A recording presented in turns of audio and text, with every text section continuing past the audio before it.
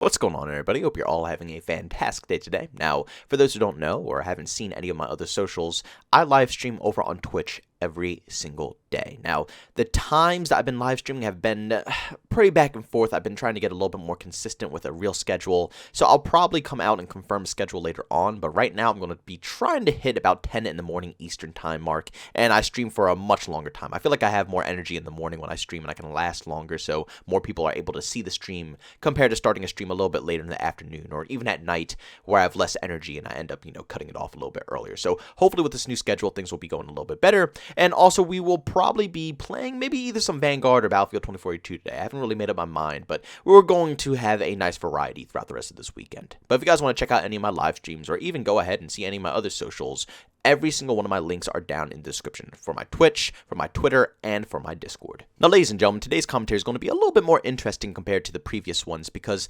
this is going to be a game that might look a little bit more goofier, might look, crazy and like you wouldn't enjoy it, but when I say this game is fire, I truly mean this game is fire. Now, as you guys know on this channel, when I'm not going ahead and roasting the living hell out of Battlefield 2042, usually I'm trying to find, different games that we can branch off to. So if you're a Battlefield fan and you're on PC or even console, I've been trying to find different games that you guys can fall back on that aren't as expensive, not really going to be costly for you at the end of the day, and it will give you enjoyment. It'll give you that fix that you're craving out of a Battlefield game without having to break the bank. Now, luckily in one of my live streams, one of the homies actually hit me up about this game, and I didn't believe anybody at first. I really was not going to go ahead and check out this game, but I gotta say, I am extremely happy I did.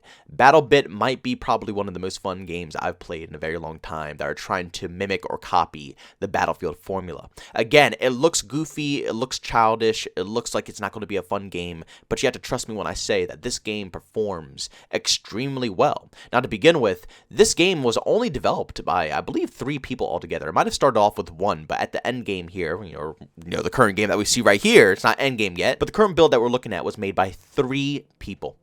3 individuals sat down and actually made this game. It performs better, it works better, it has better additions to the game, and it does everything right about a Battlefield title that, of course, Battlefield 2042 didn't do. To start off with, the destruction in this game, pretty much every single surface in this title is destructible. Now, there are certain areas that you can't break down, but if you have rockets, grenades, or even if you play the assault class and you spawn in with a sledgehammer, you can break pretty much everything, and it's awesome because it gives you the atmosphere that everybody's been begging for in a Battlefield game for ages, literally ages. It gives us the Bad Company 2 vibes without completely destroying all the cover out there on the battlefield. You can still get cars for cover or, certain stationary objects that just can't be ruined. But if you see people camping in a building and holding it the whole game long, you could easily knock them out because you could take down the whole building, the whole structure, or you can just specifically zone in on their one area and just blow it to bits. It's also extremely hilarious to me that an indie developed team made out of 3 individuals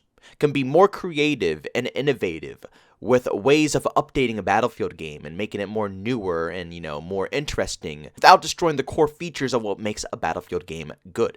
2042 stripped so many crucial and amazing things out of the Battlefield franchise that were amazing in the past for absolutely no reason, but BattleBit keeps all of those core things and then adds on more. Remember back in Battlefield 5 when there were rumors that we're going to be able to get to drag players around, but they said, oh, it's too difficult, it's not going to work in the game. And then we have a bunch of games like Squad, and then you see here as well, you can drag people, you can pull them around, heal them up and everything wherever you want to do so.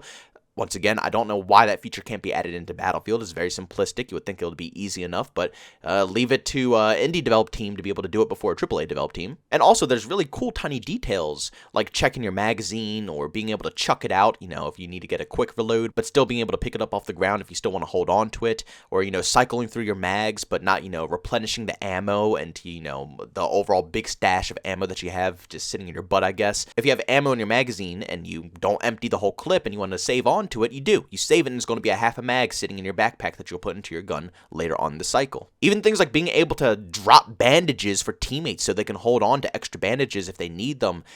They just did so many things better than DICE. And again, I'm going to say it again. It's an indie developed team of 3 people. And you want to know what the best part about this whole thing is? The fact that this game was able to outperform Battlefield 2042 on the Steam charts.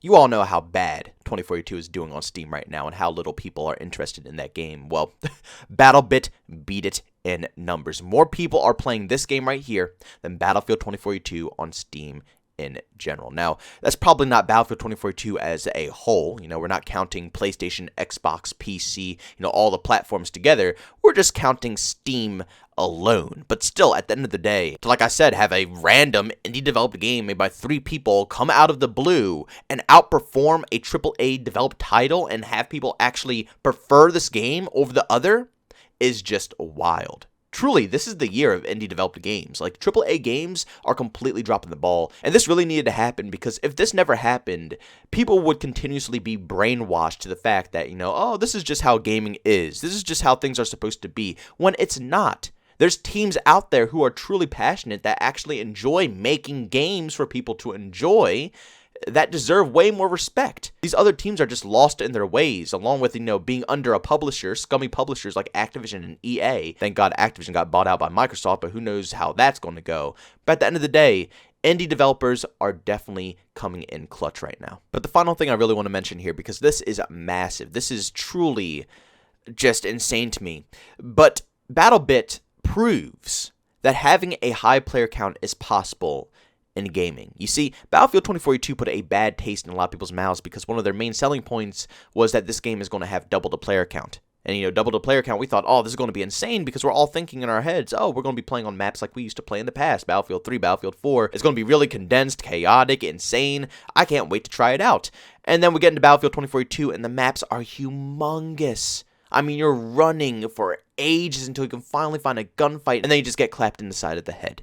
None of that stuff is enjoyable, and people just start thinking, yeah, 64-player Conquest is just way better because you can get more people because the maps are much smaller. But in BattleBit here, it's 127 versus 127. That's 200-plus players in these lobbies. And it is the most intense, action-packed, insane gameplay I've played in a very long time. When I tell you this crap is nuts and it goes down, it truly goes down. Now, I don't know if you guys are still watching the current map that I was just playing. It was like a little island map. If you are, this is probably one of the more wider open maps. Every other map is more condensed, a lot of buildings, a lot of cover. It's just absolutely insane. And like I said, all of the cover and all of the buildings are really destructible. So you have endless amounts of possibilities in flank routes and just ways of playing the game. It feels like a Battlefield game. The old chaotic, just claustrophobic moments of just intense warfare over one objective is just absurd in this game. And once again, like I said, it proves that a high player count is possible. You just have to make good maps to revolve around them. I wouldn't even say these maps in this game are bigger than Battlefield 2042. I guarantee the 2042 maps are larger, and the player count in this game is almost double as well compared to Battlefield 2042. That's absolutely insane.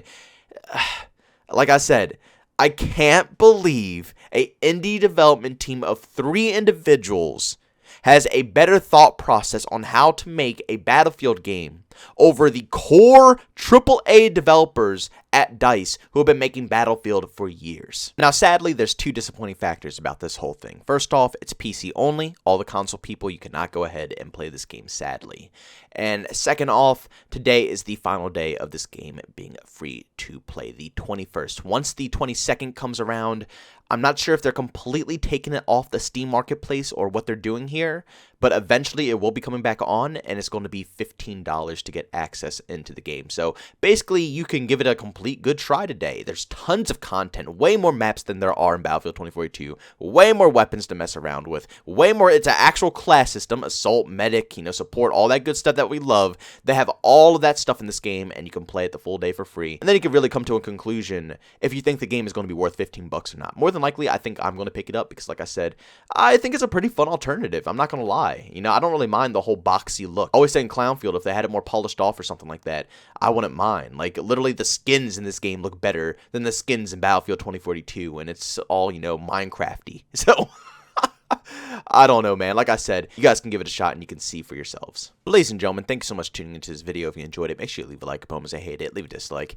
Also, if you're brand new, enjoy the content, don't forget to subscribe and hit that notification button. Also, want to chat with me, there's 2 ways to do so. I have a Twitter and a Discord. Both those are in the down description. And also, want to catch me live streams some video games I do over on Twitch. Link that's in the description as well. But guys, thanks so much for tuning in. See y'all next one.